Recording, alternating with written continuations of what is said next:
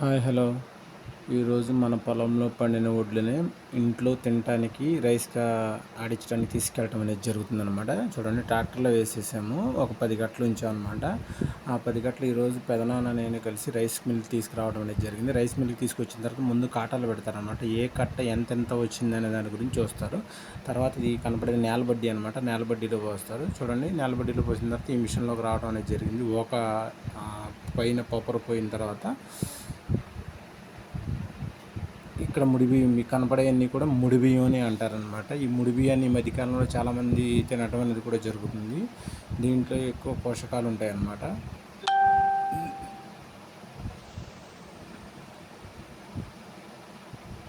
ఈ మీకు కనపడే మిషన్ వచ్చేటప్పటికి పాలిష్ పెట్టే మిషన్ అనమాట. ఇక్కడ ముడి బియ్యాన్ని తీసుకొచ్చి దీంట్లో పోసినట్లయితే పాలిష్ అయ్యి తెల్లగా వచ్చే అవకాశం కూడా ఉంటుంది రైస్.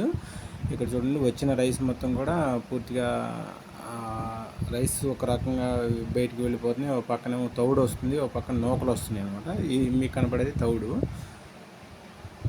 వాటికి సపరేట్ అయిపోయే అవకాశం కూడా ఇక్కడ ఉంటుందన్నమాట. ఇక్కడికి వచ్చిన తర్వాత పాలిష్ పెట్టిన రైస్ మొత్తం ఇక్కడికి వచ్చేస్తాయి. ఇది మాత్రం మనకి గెడ్డలు సపరేట్ చేసే మిషన్ అనమాట.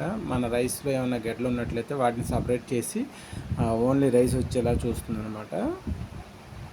నాకు ఇక్కడ బస్తాకి 150 రూపాయలు తీసుకుంటున్నారు. మీకు ఎంత తీసుకుంటున్నారో కామెంట్ చేయండి.